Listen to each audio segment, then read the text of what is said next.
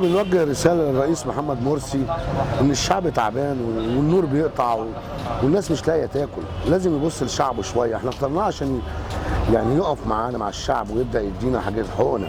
طب اجيب لك انا إنما احنا دلوقتي مش لاقيين أي حقوق. والشعب مش لاقي ياكل. اسم بنت ده انتخبته. الله يكون في عونه ويكون في عوننا احنا كمان. احنا نفسنا يكون الرئيس مرسي كان يجي في ظروف احسن من كده برضك هسانده لحد اخر دقيقه، لحد اخر الفتره بتاعته ال4 سنين.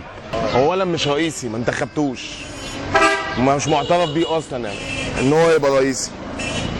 ثانيا هو واحد حكم البلد كده ولا ليه لازمه اصلا، بياكل وبيشرب وبينام وهو وعياله ومالوش دعوه بحد تاني.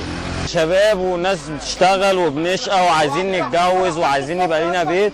من ساعة ما مسك الرئيس محمد مرسي مبوظ علينا الدنيا كلها ومش عارف يعمل معانا أي حاجة خالص. رحم الله امرئ عرف قدر نفسه.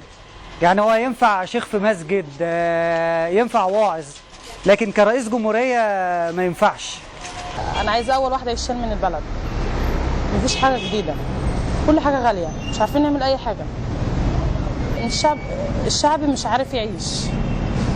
ايه اللي عملوه لنا يعني؟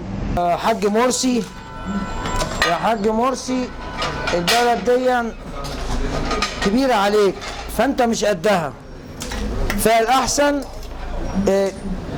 تتكل على الله كده بالحسنى، لأن العواقب هتبقى وخيمة.